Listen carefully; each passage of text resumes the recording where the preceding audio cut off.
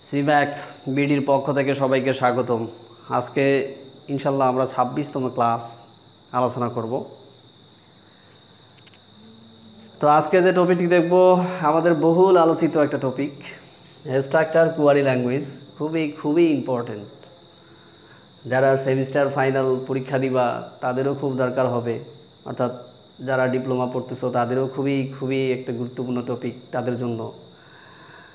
দেন যারা অ্যাডমিশন দিবা এখান থেকে কোশ্চেন থাকে, অর্থাৎ স্ট্রাকচার কোয়ারি ল্যাঙ্গুয়েজের উপরে কিছু কোয়ারি থাকবে, সেগুলো থাকবে, অথবা কিছু ফান্ডামেন্টাল কিছু সংজ্ঞা থাকতে পারে। আর যারা পরীক্ষা দিতেছো চাকরির জন্য তাদের তো লাগবেই, এতে মানে তাদের তো আর কোনো সন্দেহ রাখার কোনো অবকাশই নাই। যারা পরীক্ষা দিচ্ছ তারা তো জানোই। তো যাই হোক, স্ট্রাকচার কোয়ারি ল্যাঙ্গুয়েজ আজকে আমরা আলোচনা করব। স্ট্রাকচার কোয়ারি ল্যাঙ্গুয়েজ, তো সবারই একটা কোশ্চেন থাকে আসলে, যে আমরা যখন স্ট্রাকচার কোয়ারি ল্যাঙ্গুয়েজ পড়তেছিলাম তখন কোন দিক দিয়ে স্টার্ট করব বা কী জিনিসগুলো পড়ব, কোন টপিকগুলো কাভার করলে আমি মোটামুটি একটা জায়গায় আসতে পারবো যেখান থেকে সব ধরনের অ্যান্সার আমি দিতে পারবো, বা আমি জানি না আসলে যে কোন জায়গা থেকে কোশ্চেনগুলো আসে। এই জন্য হয়তো বা তোমরা বা যারা জানে না তারা এই কোশ্চেনগুলো দিতে পারে না। তো আসলে ওইটাই আর কি চেষ্টা করতেছি যে যখন চাকরির জন্য পড়ছি তখন আমিও জানতাম যে কোন টপিকগুলো কভার করতে হয়, তখন পরীক্ষা দিতে পরে লাস্টে এসে আমরা জানতে পারছি। তো যাই হোক, এই জন্য তোমাদের এখন আমি প্রথমে এই টপিকগুলো দিয়ে দিব যে আসলে কোন বিষয়ের উপরে আমাদের গুরুত্ব দেওয়া দরকার। কোয়ারি ল্যাঙ্গুয়েজে একটা কোশ্চেন থাকেই, খুবই সহজ, খুবই সিম্পল। যেমন আমি তোমাদেরকে গত ক্লাসে দেখাইলাম এক লাইনে গত ক্লাসের আগের ক্লাসে মনে হয় দেখিয়েছি যে কোন স্টুডেন্টগুলো সবগুলো কোর্সে অংশগ্রহণ করে। এক লাইনে কিন্তু আমরা অ্যান্সারটা দিয়ে দিতে পারছি, বাট এটার জন্য কিন্তু অনেক লজিক্যাল জিনিস মাথায় রাখতে হয়, অনেক জিনিস জানতে হয়, বুঝতে হয়। বাট আমি এখানে যে জিনিসটা ফোকাস করতে চাচ্ছি যে তুমি এক লাইন লিখেই 6 মার্ক, 8 মার্ক, 10 মার্ক, এমনকি তুমি 12 মার্কেরও অ্যান্সার তুলতে পারো। এই জন্য স্ট্রাকচার কোয়ারি ল্যাঙ্গুয়েজ কিন্তু খুবই ইম্পর্টেন্ট। তো এখন আমরা যদি এটা না পারি তাহলে কিন্তু কোনোভাবেই তুমি এটা লিখতে পারবে না, কোনোভাবেই তুমি এই মার্কসটা পাবা না, সম্ভব না। কারণ তুমি যদি না বুঝো তাহলে তুলতে পারবে না। কাজে এটার খুবই গুরুত্ব আছে। যেমন তুমি যদি প্রোগ্রামিং না পারো, তুমি যতই মুখস্থ করে যাও না কেন, নতুন একটা প্রোগ্রাম দিলে তুমি পারবে না, একটু ঘুরে পেঁচে দিলে পারবে না। ঠিক তাই, এটাই। তো আমরা একটু দেখি স্ট্রাকচার কোয়ারি ল্যাঙ্গুয়েজ। নামগুলো শুনে একটু বোঝার চেষ্টা করব, তাহলে তোমার খুব বেশি দিন ধরে তোমার মাথায় এই জিনিসগুলো থাকবে। আর যদি তুমি ফান্ডামেন্টাল পড়াশোনা করো তাহলে দেখবে কিছুদিন পরেই তুমি ভুলে গেছো। চেষ্টা করবা আসলে এই নামগুলোই তো থাকবে, এই অক্ষরগুলোই তো থাকবে, এই অক্ষরগুলো কি কাজ করে, এই কি কাজ করতেছে, এইটুকুই যদি তুমি মাথায় রাখতে পারো দেখবে অনেক কিছু তোমার মাথায় আছে, মনে হবে তোমার কাছে। তো যাই হোক, কথা বাড়াচ্ছি, বেশি হয়ে যাচ্ছে। যে স্ট্রাকচার কোয়ারি ল্যাঙ্গুয়েজ, তাহলে আমি বলছিলাম যে ইএফ কোড উনি কী করছিলেন যে একটা মডেল, মানে রিলেশনগুলো থেকে, যেমন আমরা বলছিলাম যে 3টা স্টুডেন্টের মধ্যে একটা স্টুডেন্ট সবগুলো কোর্স সম্পূর্ণ করছে আর বাকিরা করে নাই। তো এই যে অসুবিধাটা দূর করার জন্য আমরা কি করলাম, একটা ম্যাথমেটিক্যাল হেল্প নিলাম। তো এই জিনিসটাই তোমরা চিন্তা করো, 1970 সালের আগের ঘটনা চিন্তা করো, তখন কি ঘটতো মানুষের ক্ষেত্রে। তখন ইএফ কোড এরকম সমস্যা ফেস করতেন, বিভিন্ন পারিপার্শ্বিকের সাপেক্ষে উনি দেখতেন, দেখার পরে উনি অনুধাবন করলেন যে আচ্ছা এগুলোকে সমস্যার সমাধান করা যায় কীভাবে। তখন উনি রিলেশনাল অ্যালজেব্রার মাধ্যমে ম্যাথমেটিক্যাল কিছু টার্ম নিয়ে এসে এটাকে প্রুভ করে দেখাই দিলেন, থিওরিটিক্যাল। এরপরে আইবিএম কী করলো, সেটাকে অ্যাপ্লিকেশনে আসলো, ইমপ্লিমেন্টেশনে চলে আসলো। এই ইমপ্লিমেন্টেশনটাই হলো আমাদের স্ট্রাকচার কোয়ারি ল্যাঙ্গুয়েজ।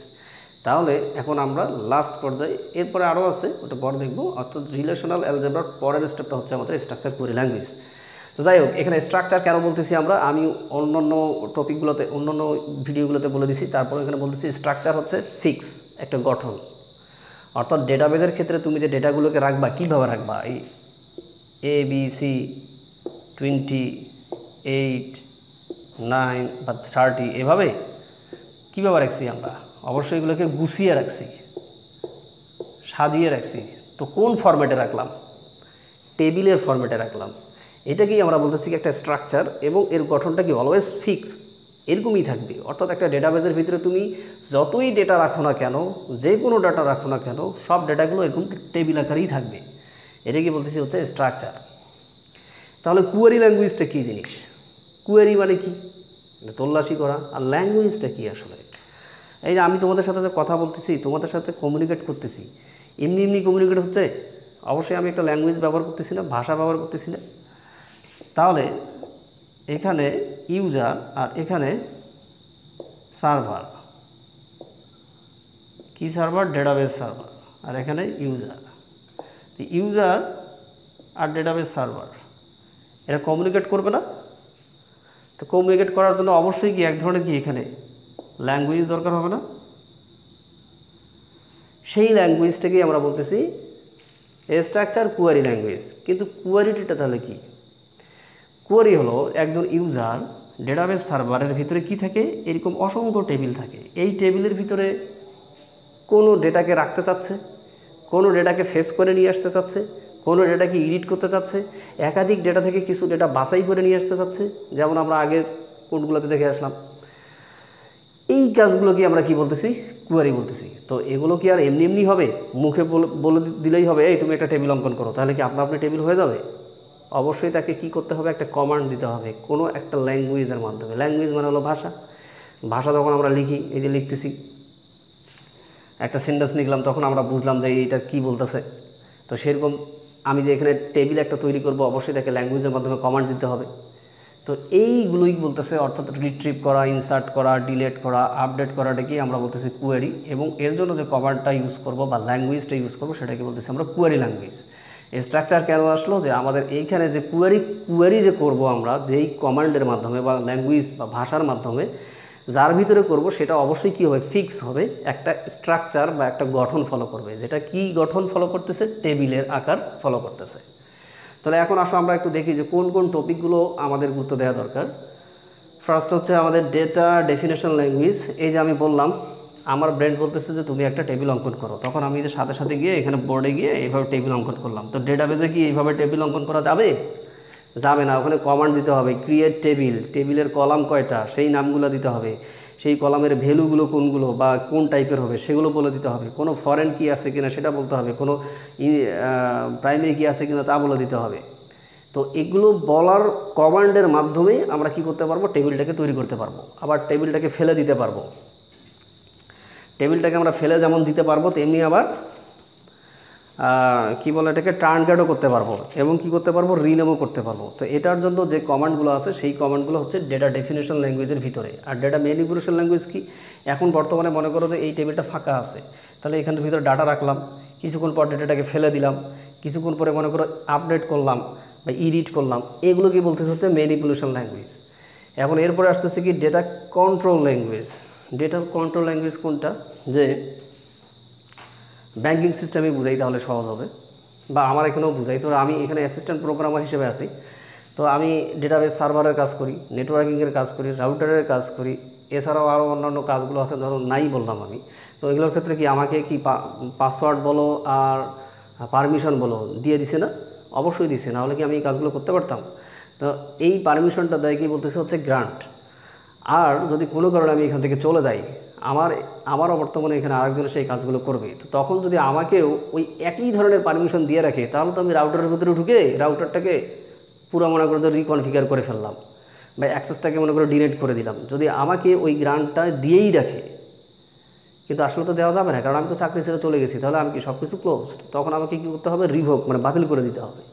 ঠিক তেমনি তুমি মনে করো এখানে বিশেষ করে যারা গোয়েন্দা সংস্থায় থাকতেছে, গোয়েন্দা বড় বড় কান্ট্রিতে, মনে করো ডিফেন্সে যারা আছে, তারা হাই লেভেলে যখন যাবে, ওখানে কিন্তু অনেক সিকিউরিটি সম্পূর্ণ বা অনেক কোড বা অনেক অ্যাক্সেস তার কাছে দেওয়া থাকবে। এই যে এই অ্যাক্সেসগুলো সে পাবে, এই ধরনের কমান্ডটাকে বলতেছে গ্রান্ট। যখন সে চাকরি ছেড়ে চলে যাবে, তখন ওই অ্যাক্সেসগুলোকে তাকে আবার উঠাই নিতে হবে, সেটাকে বলতেছে কি? রিভোক। এখন ট্রানজ্যাকশন কন্ট্রোল ল্যাঙ্গুয়েজ, আমি ট্রানজ্যাকশনের উপরে 3টা ভিডিও দিয়েছিলাম, অনেকে দেখো নাই, কিন্তু এটা খুবই ইম্পর্টেন্ট। মাত্র 3 লাইন লিখে বুয়েটে 3 লাইন লিখবে, লেখার পরে বলবে আউটপুট দেখাও। তো তখন কিন্তু ঠিকই গিয়ে কিন্তু এটার উপরে যে ভিডিওগুলো আছে সেগুলো দেখে আসবে, কারণ এগুলো সেমিস্টার বইতে খুব ভালো পাবা না। সেমিস্টারে যখন পরীক্ষা দিবে তখন দেখবে খুবই সামান্য একটু কিছু কোশ্চেন আসে, আর অ্যাডমিশনও অত বেশি দেয় না, চাকরির ক্ষেত্রে দেয়, কিন্তু তারপরেও খুব এটা ইম্পর্টেন্ট। তো ট্রানজ্যাকশন কন্ট্রোল লজিকের ক্ষেত্রে কী কী হয়, যেমন যে কমিট বললাম, রোল ব্যাক বললাম, তো সেগুলো ওই কমান্ডগুলো আসলে TCL এর উপরে এর ভিতরে থাকে।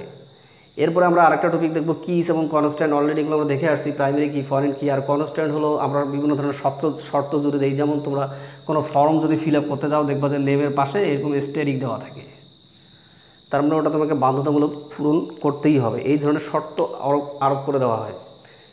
অপারেটরস দেখব, যেমন লাইক। যেমন লাইকের কাজ কি, ধরো তুমি গুগলে সার্চ দিতেছো, দেখবা যে একটা অক্ষর লিখছো, ওই রিলেটেড যা আছে সব তোমাকে সাজেস্ট করতেছে, মানে তোমার জন্য সহজ করে দিতেছে, তখন আমরা লাইক ইউজ করব। ইন বলতে এক্সিস্ট, আছে এরকম বোঝাচ্ছে। আর নট ইন মানে নট এক্সিস্ট। আর বিটুইন বলতে তোমাকে একটা রেঞ্জ দেওয়া থাকবে, এর ভিতরে যা আছে তাই। এগুলো আমি আবার পরে দেখাবো ইনশাল্লাহ।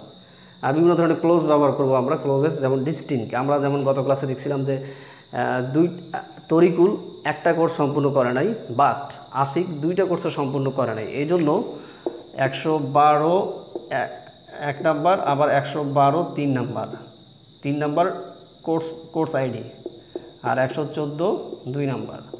তখন পরবর্তীতে এটাকে আমরা কি করলাম, এই ডুপ্লিকেট স্টুডেন্টগুলোকে বাদ দিলাম, শুধু একটা নিলাম, এই 112 আর 114, মানে আশিক আর তরিকুল, অর্থাৎ ডুপ্লিকেটগুলোকে বাদ দিলাম। এই ডুপ্লিকেটগুলো বাদ দেওয়ার জন্য ডিস্টিংক্ট লাগবে।